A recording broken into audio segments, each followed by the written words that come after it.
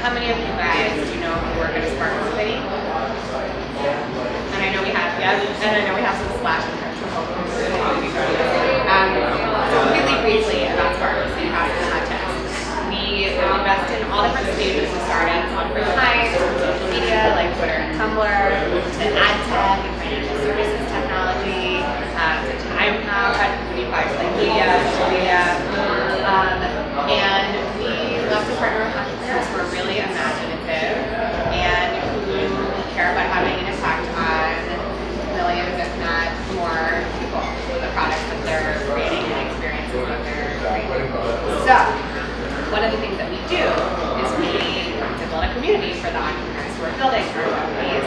We wanted to extend that support to you guys as interns because I know you're working hard this summer. And Emily is going to tell you a little bit about her background, but she's really well positioned to give you some advice about how to best succeed at the end of your internships.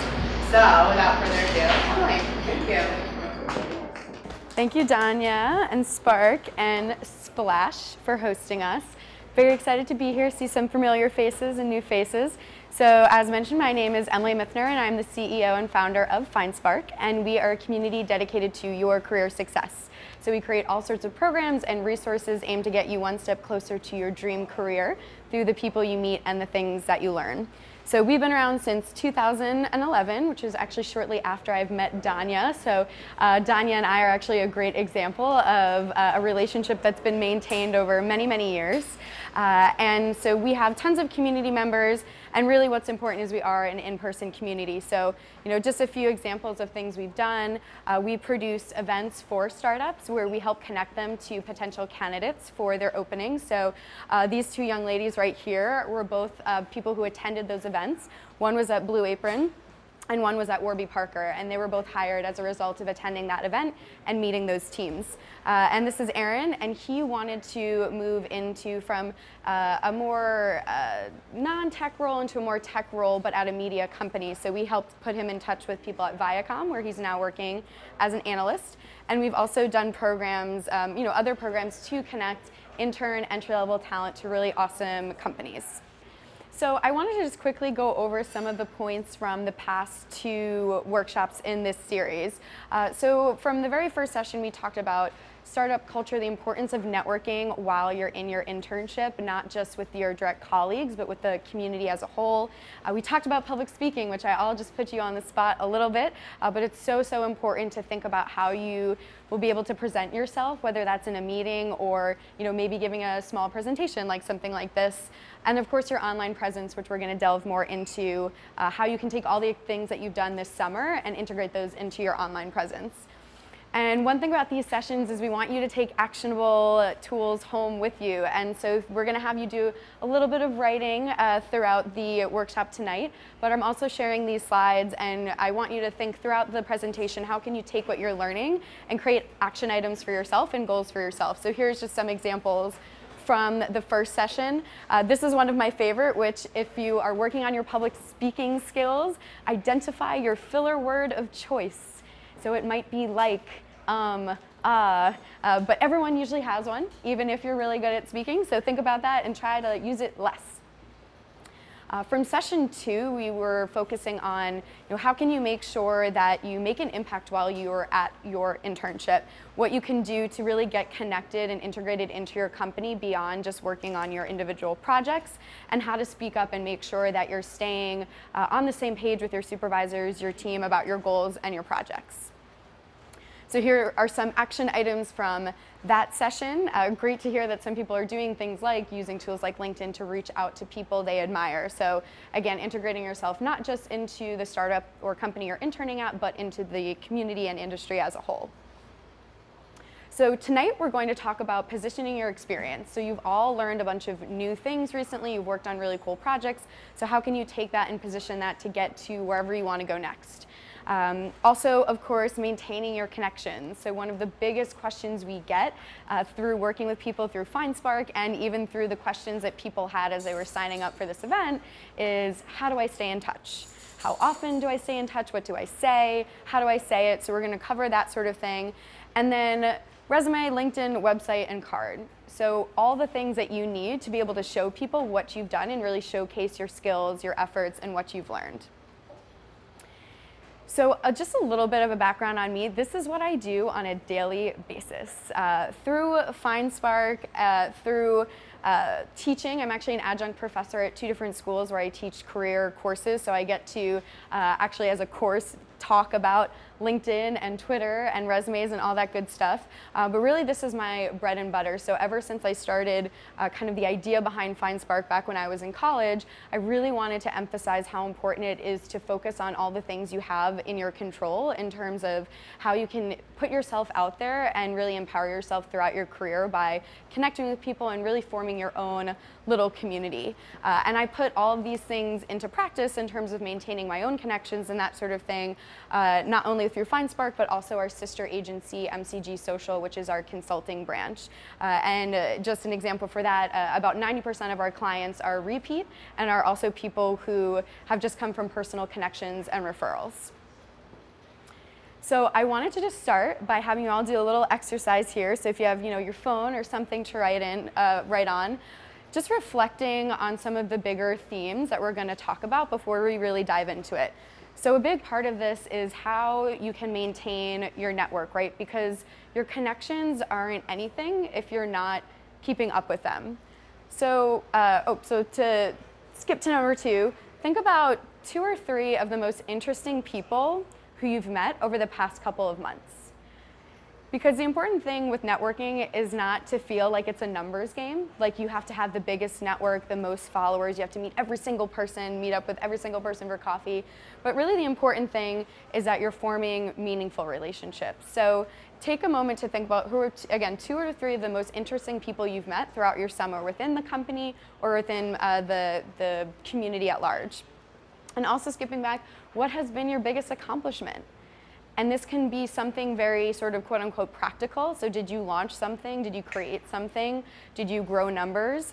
But also think about sort of your interpersonal skills. So did you learn a new language, coding or non-coding? Did you learn how to collaborate with a bigger group, work on a smaller team, a bigger team? And then for the third prompt, think about between all of these things, so your resume, your LinkedIn, your website, or your business card, what do you have that you're already most proud of out of all of those things? Because I want you to think about, of course, not only what you can improve, but I'm sure you already have solid starts for these things, so it's important to just think about what do you want to take to the next level and focus on, because we are going to talk about all 4. So again, biggest accomplishment, 2 to 3 of the most interesting people who you want to stay in touch with and really deepen your relationship with, and what sort of element of your personal brand are you most proud of to date. So the first topic is positioning your experience. There are a lot of other people who have done the same thing that you've done. So if you are, say, I'm going to pick on you, a customer success intern, right? So it's kind of account management, community management. So other people who have had an internship in that realm have probably worked in Salesforce, right? Launched products to help retain people. What can you write about that shows that you had an impact and you've done something different than other people who have had that same exact title? It's really important that you use numbers and results in your resume bullets. So as you think about your accomplishments, think about how you can quantify them. And now is a really good time to start thinking about that, because you might not always have access to the information that you have while you're at, once you leave your internship. So maybe there's certain analytics or numbers that you want to get a sense of, so you can add those to your resume before you leave. The other thing to keep in mind is context. So you have learned a lot about your company, right? You've been in it for the past few months. So the way you talk about elements of your company and what you've worked on and projects you've worked on, they might not make sense to an outsider. So make sure that you have other people look at your resume, including people who are currently at your job, and make sure that things make sense. And because you're an intern, you might have been working on a lot of projects that maybe don't necessarily have big numbers or fancy results or that sort of thing. But instead of talking about, you know, results, maybe you didn't generate like $1 million in extra revenue or that sort of thing, but can you talk about, you know, during your time there, did the company grow revenue, right? Or who are the clients that you've worked with, right? So Splash, for instance, has a lot of really amazing clients. So maybe one of your bullet points can include, you know, clients such as XYZ, and then a future employer can say, oh wow, this person knows how to interface with really important people at big name companies. So think about the context you can offer. And then also think about the new skills you've learned, both hard and soft skills. So of course people want to know, do you know how to use Salesforce? Do you know how to use Excel? Do you know how to use certain, you know, pieces of hardware, again, software, hardware, websites, that sort of thing, very important. But also your soft skills. And for me, when it comes to talking about soft skills like teamwork or being able to work in a fast-paced environment and all those sort of things, it's really important to show that you know how to do those things and not just say it. So using those soft skill terms like in a bubble, you know, without context, so just saying I'm a hard worker or I know how to work in a fast-paced environment, show me you know how to work in a fast-paced environment because you launched a product within 2 weeks, right? Or you planned an event of over 500 people in just a month, right? Or with limited resources. So don't just say those sort of soft skills, but show in context how you can sort of prove that they make sense for you. And so this is an interesting idea and concept. You know, decks, you'll hear the word deck, right? It's a big startup word. So what's your deck look like, usually in terms of investments and that sort of thing. But either doing it, you know, in actuality or not, think about like what would your deck look like in terms of wrapping up the end of your summer, all the projects you've worked on, all the things you've learned, the people you've met. Your internship now might not lead to very direct opportunities right off the bat. So things like turning it into full-time or getting another offer because of a direct referral right away.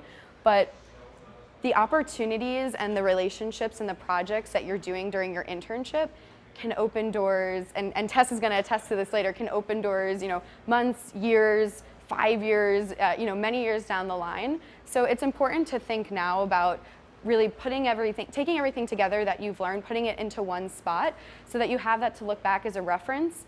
And also, how impressed would your supervisor be if you did the work and said, hey, just as a reminder, here's all the great stuff that I did this semester, right? Because really what we're gonna be talking about a little bit later too is you wanna make it easy for people to know what you've done and to know how awesome you are.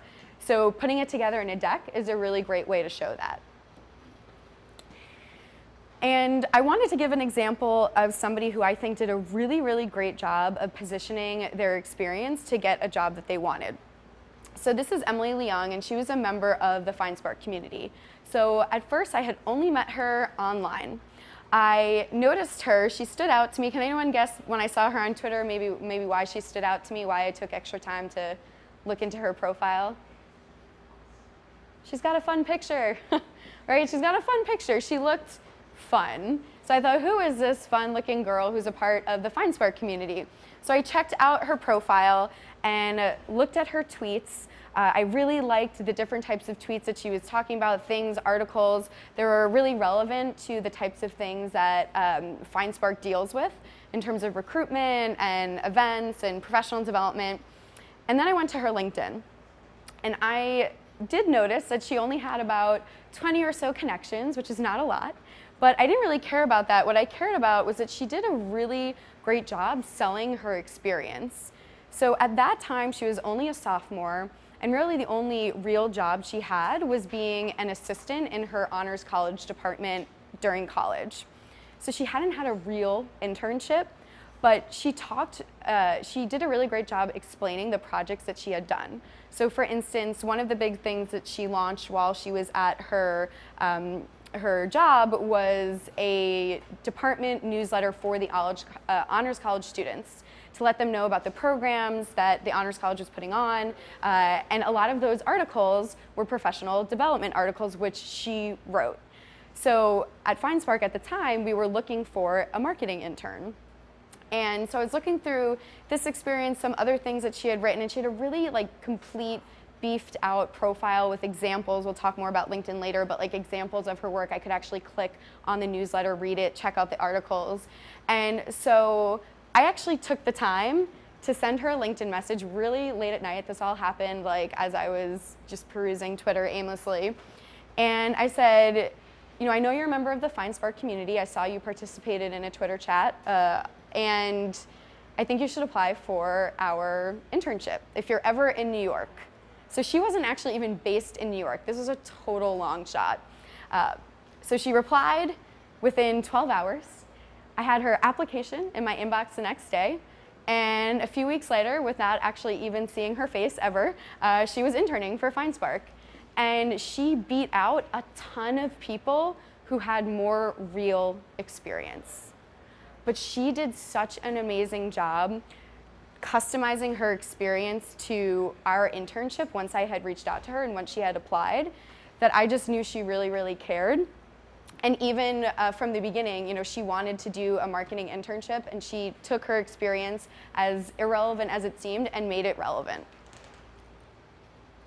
So moving on to maintaining your connections. So again, your network is nothing if you don't maintain it. So maintaining is actually, you could consider it even more work than making the connections in the first place. So what can you do to stand out now that your internship is wrapping up? I wanted to start with a really, really easy one, which is thank you cards. Just curious, how many of you have ever sent like a thank you card to a boss after an internship? Okay, a couple. It makes an enormous difference because no one does it, right? So super easy way to stand out. There's a million stationery stores around. Get a card, and better than just putting it on their desk, mail it to them. Mail it to them after you leave. Because it's still fun to see a thank you card on your desk, but it's really fun to actually get it in the mail with a stamp on it and everything. So take the time to send a nice, simple thank you card to your boss, maybe the CEO of the company, people that you didn't necessarily work with, but you want to make an impact, and let them know that you appreciated the experience that you had. So number 2 is final meetings. In the last workshop, we talked about having meetings with your supervisors and your bosses, and I was a little surprised at the amount of people who said they didn't have regular check-ins with their bosses. So make sure that you arrange final meetings with the people who are important. So your supervisors, of course, being number 1. And hey, if you can nab a meeting with the CEO of Splash before you head out, there's a good chance that they'll be interested to know what your experience was like. And then also think of any end of summer gatherings. So whenever your internship program is officially done, pay attention to what other people in the office might be planning. Like, are there happy hours? Are there the retreats? Are there internal meetings or things that you can attend or go to?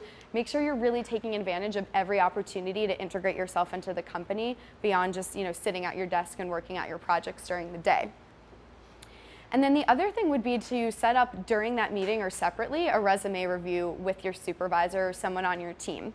So this is important for a couple of reasons. Number 1, obviously they worked with you closely. So to get their feedback on what you're putting on your resume is really important and really, really valuable. And to do it in the moment while you're still at the company and haven't yet left is the best time to do it. The other reason you want to do this is because you probably want to check and just make sure that, I talked a lot about results-oriented bullets. You want to make sure that the information you're putting on your resume, that you're actually allowed to put that information on your resume. So I've actually had interns show me resumes, and they had their resume after interning with us, and they put some information on there that I just didn't want to be public. So I let them know, hey, this is something that you can put on the resumes that you're emailing out to people, but I don't want you to put it on your LinkedIn, or I don't want you to put it on your publicly downloadable LinkedIn. So you might be working with sensitive sales numbers, sensitive client information. So just doing that resume review with a supervisor will make sure that you're allowed to put the information that you actually want to put on that resume. So fun fact, the emoji with the Rolodex, his name is Johnny Appleseed. It's a little blurry there, but in case you're wondering, this is what it looks like blown up. So a big question that we get all the time is, how and when do I follow up? I know I'm supposed to follow up. I know I'm supposed to maintain connections, but what does that actually mean? How do I put that into action? So the number one thing I think you should all do is continue to be a user. Wherever you're working, there's a product, there's clients, there's a website. Make sure that throughout the months, the years following your internship, you stay up to date with what's going on. And because most of you are working at startups, again, being a user, right? Seeing when updates are made, seeing when things are launched. Because by being a user, you'll be able to do things like, say, post about your company's product on social media. So if you're a user, you're going to know when that new product launches, right? And you can tweet about that and @mention your boss or @mention your CEO. And then the other thing is to share helpful and relevant content. I think people get overwhelmed about feeling like they have to come up with things to say to their supervisors as a way to remind them that they exist. But I think it's better to not feel so forced with it and to really just let it happen naturally. If you've developed close relationships with a few of these key people at your internships or in the community, there's going to be times when you're reading an article or you see something on Twitter and you think, wow, you know, John Doe will really love this. They'll think this is a great article, or this will be really helpful, or, you know, I remember we had a meeting about this and, you know, now it's happening. So wait for those just organic, natural prompts to happen and use that as a reason to email or connect with these past supervisors and connections. And one of the biggest things that you can do that mentors and supervisors love is to just send them notes now and again that say, hey, remember back in the day when I was learning Salesforce from scratch? Well, I just wanted to let you know that I got a new job and they told me that one of the biggest reasons that I was hired is because I'm a master at Salesforce now. And I just wanted to say thank you for giving me that opportunity to really develop those skills. Hope all is well, and hope to see you soon, right? And you send that email with no expectations. And that's a big thing in terms of maintaining your network is you're going to send a lot of things, you're going to post a lot of things, and you just have to realize that a lot of people are busy and they might not reply, they might not retweet, but there's a really good chance that they'll see it. So it's always worth sending things even if you don't get a response. So again, when I talk about mentor and mentee relationships, a lot of people feel like, oh, as the mentee, I have nothing to offer. But one of the biggest things you can offer is to let the person know and confirm that their advice is actually helping you and that you're taking that advice. So I want to give an example of a member of our community who I've really watched her develop a relationship with this dream company of hers from start to finish. So this is Nancy. She is a designer. She went to college at Ringling College of Art and Design in Florida, but her heart has always been in New York. So she spent a few semesters and summers interning here and did a great job building her network. She became a member of the FindSpark community and, for example, came to one of our full-day career conferences back in the fall. So in the fall, we had a speaker from her dream company, which was MRY. And she took the time to send this awesome tweet about how excited she was to have heard from someone from MRY. And I used this tweet in my first presentation as an example of a perfect tweet. And I'll just quickly go over that again because I think it's really important. So number one element of the perfect tweet is she used the hashtag, right? So whenever possible, if you're going to an event or if you're talking about a certain news topic, if there's a hashtag, use it so your tweet will be found. Number 2 and 3 is she mentioned both the person and the individual and the company.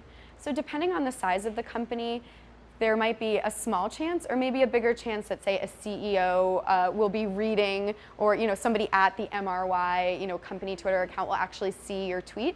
But it's always worth a shot. But more importantly, it's very, very likely that if you tweet at an individual, if they're a normal person with a normal amount of followers, they're going to get that notification. And what's the first thing you do whenever you log on to any social media network? You check your notifications, right? Because everyone wants to know that their existence has been acknowledged. It's a very nice feeling.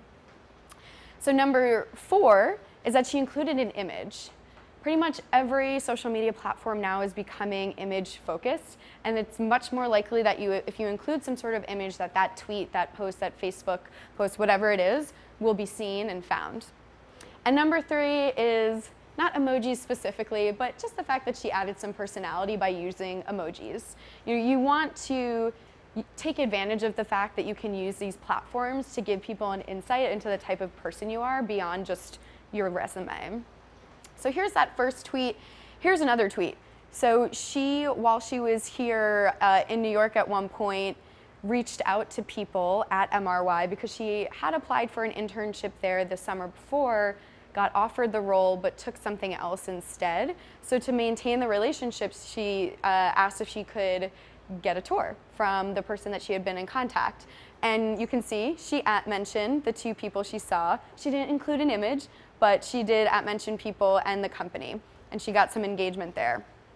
And then a few months later, she announced via her favorite type of emojis, which are Seinfeld emojis. She's a big Seinfeld fan, shows her personality, that she ended up landing her dream internship at MRY this summer, and she's killing it there. So really great example of using social media and maintaining connection with a company over a long period of time. So, this was in the fall, and she had applied originally for the internship the first time the summer before, and then she finally landed the internship and accepted it this summer. So just a few examples of how, these small little @mentions and ways of staying on people's radar can help make a big difference. All right, so the final chapter of tonight is your resume, LinkedIn, website, and business card. So how can you take all of this experience, all of your personality, and put it on these 4 very, very important things as a way to make it really clear for anyone who Googles you, meets you at an event, to know how awesome you are.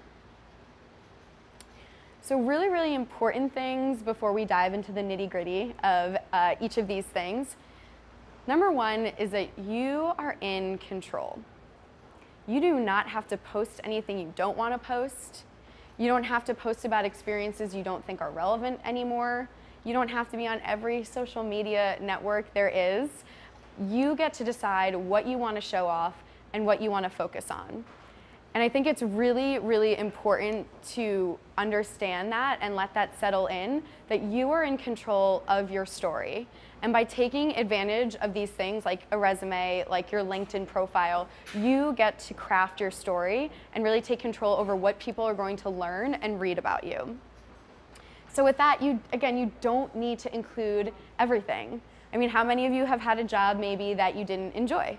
Right? Maybe, or you didn't, feel like actually is relevant to where you want to go, right? It's very likely that that might happen. Or maybe you had a project that you've worked on that, was admin-y, or you didn't really care about it. So just remember, you don't have to put everything. And people have really short attention spans, so it's actually better if you don't include everything. And we'll get more into that later, but just don't make people sort through a lot of crap. Right? Focus on what you think are your best accomplishments and things you actually care about.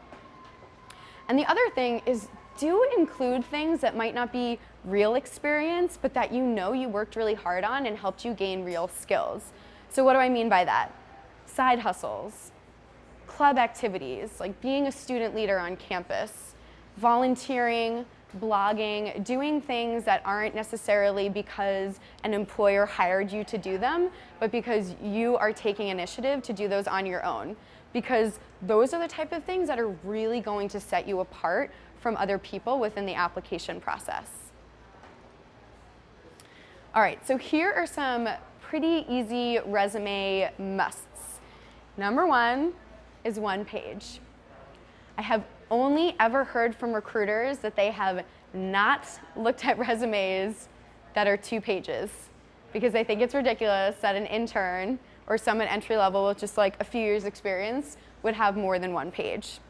And I will give that piece of advice while also mentioning that I had a 2-page resume when I graduated, and I had someone tell me, you gotta tighten this up, right? So you might have a lot of interests, but what's important is that as you're applying for different jobs, you customize that resume so that you're really, again, only pushing to the forefront what's relevant and most impressive. The other, easy but important to mention is that it's consistent and easy to read. So, nowadays a lot of people, you might read about, infographic resumes and all these like weird, quirky ways of, getting employers' attention. But remember, at the end of the day, they need to be able to quickly and easily see where you've worked, what your job title was, when was the time that you were working there, and that sort of thing. So don't overcomplicate things.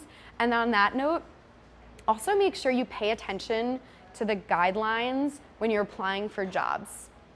If they tell you to submit a docx file, even if you hate docx files, submit it like that. Because if you submit a PDF when they ask for a docx file, your resume might go into the system as like an unreasonable piece or unreadable piece of garbage, right? Because a lot of companies have what's called applicant tracking systems that are what they sound like. It's a system for tracking their applications. So a really easy way to get eliminated is to just straight up not follow the directions with the type of materials they're asking for. So that's an easy one. And again, customization is so, so key.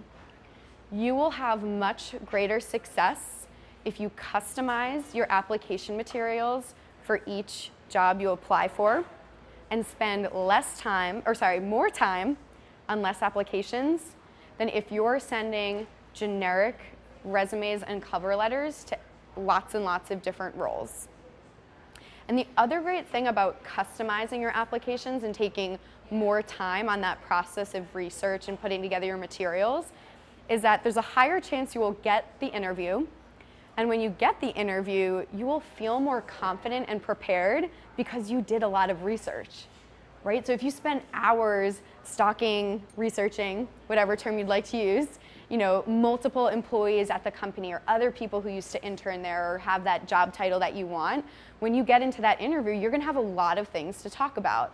And you want that interview to feel like a conversation, and customizing that resume and doing that extra research will help it feel like that. And so I just wanted to share a couple of resume examples, and these examples are actually all real resumes from members of the FindSpark community that all of these people got jobs with these exact resumes. And the reason that I picked these out is because they're all pretty different, right? They're designed different. This one is literally the opposite way of all the other ones, right? And I would actually never recommend in general doing a horizontal resume, but it worked for her. She's a designer. It ended up catching the recruiter's eye. It was in a resume book that we had put together for some of our employers, and that one obviously stood out for a reason. But I think, again, it's important, some consistent things about these, even though they're different formats, is that they're easy to read, right? They're clean. Some of them have a few design elements, but overall, I can easily and quickly see, again, the title that they had, the place where they worked, their contact information. They also all put their personal websites and or their LinkedIn URL on their resume. And that's also a really, really good idea, because a lot of times when you're submitting these files, again, as PDFs or docx files, to be able to just click on a live link that they can then be sent out and see more of your work, see your LinkedIn, and get a better sense of your experience. Those are things that are easy for the recruiter or the hiring manager to share, and a little bit more easy than, say, forwarding an actual document. So you want to make it as easy as possible for them to learn a lot about you quickly. So here are a few LinkedIn musts. And I mentioned this a little bit back, but your summary is so important. LinkedIn has a summary spot, summary space, and a lot of people don't use it or they bury it. And I believe it's important to have it at the top because that gives you full control over what people are learning about you right off the bat. Because if you think about it, as they read your job titles, as they read where you worked, as they read your education and things like that, they're going to make assumptions. They're going to make assumptions about your experience. They're going to make assumptions about what you want to do. And you really want to take ownership of crafting your story and telling someone right off the bat, this is how the experience I've had in the past is going to take me to where I want to go in the future. So use that spot to tell your story. The next thing is to add rich media. So a lot of you are working on websites, you're working on projects, And it's a great thing if you can show people beyond just talking about it, what that project looked like. Right? And I'll show some examples in the next slide, but this, LinkedIn, I used to say it's a new feature. It's been around for a while now, so it's not that new anymore, but there's still a ton of people who are not using it. So if you do use rich media, which means basically there will be an image or images on your LinkedIn profile, you're totally going to stand out. And again, everything is becoming more visual, and people just like to easily see what you're talking about instead of having to imagine it. The next thing is recommendations. So how many of you already have a LinkedIn recommendation? Just curious. Okay, a couple. So as your internship is ending, this is a perfect time to get another recommendation or your first recommendation for your LinkedIn profile. Do it while your work is fresh in the mind of your supervisor or your boss. My big tip for recommendations, which makes people uncomfortable, but I promise you it works, is to actually offer to write the recommendation for your boss or your supervisor. And it seems a little weird, it might seem a little pushy. A lot of people don't like talking about themselves, but there's a few reasons why I think this is really important. Number one, it forces you to reflect about how you did. Number two, it makes your boss's life easier, right? Because your boss is probably busy, or maybe you want to get the CEO's recommendation or someone even higher up, right? So by offering to do it for them, they might think, oh, thank God, right? I can always tweak it. And number three, I really just honestly think you'll have more of a chance of them actually doing it if you tell them what to do, if you tell them what you want them to focus on. So you can do this a few ways. You can say in the initial contact, hey, I would love to get your recommendation. If you're busy, I can totally write it for you, or I can write an outline. And again, if they want to change something, tweak something, add something, they always can. But actually, the fourth reason it's great to write it for them is eventually, hopefully, you'll have multiple recommendations on your LinkedIn profile, and you don't want them all to say the same thing, right? So maybe you already got a recommendation that talks about what a team player you are and how you can work in a fast-paced environment. And for this one, you really want to focus on the fact that you learned Salesforce in like 2 weeks and became the company expert and taught a bunch of other people. You might have done a bunch of things at your internship, and your boss might not assume or know or realize that that's the thing you want to focus on or emphasize. So just giving them an idea of what you want them to focus on is really helpful. And this is something that's fairly new, and FindSpark has a relationship with LinkedIn, and I know they're really pushing this, which is LinkedIn publishing. So you may or may not have seen that people can now publish blog posts on LinkedIn. And LinkedIn is really trying to make a push to become a news site, to not be a site where people, what I like to say, set it and forget it, right? Like you set up your profile and you don't check it for 6 months until you need that next job or internship. They want it to be somewhere where people are getting information, connecting with each other actively. And so publishing a blog post about your experiences at your internship or things that you've learned is a great way to get on the radar of your entire network at once. Because the awesome thing about LinkedIn publishing is you may or may not have noticed this, but when you publish a post, a notification goes out to everyone who you're connected with. So, creating that sort of wrap-up report of what you've done, what you've accomplished, sort of like I mentioned earlier, like your deck, your experience deck, a great place to put that is on LinkedIn. And so here are just some examples of what your rich media can look like and where you might want to put it. So you can put rich media in your experience sections, you can put it in your education. So these couple of examples are, these are some articles that this person has written herself. This is someone who got featured on their college's website, they were profiled. This is someone who worked on their school's website, so actually putting a link to that website and the articles they wrote. And then the most basic thing you can do if you feel like you don't have a file or a link to a specific project is just put a link to the company website. As easy as that. Because if you're working at a startup or you're working for a small company, or who knows, even if you're working for a big company that you feel like everybody knows what it is, might be people who don't know what it is. So this person just put a link to that company website, and it, again, just creates that nice visual and makes me want to stay on that page longer and helps me understand what you've done and the types of places you've worked.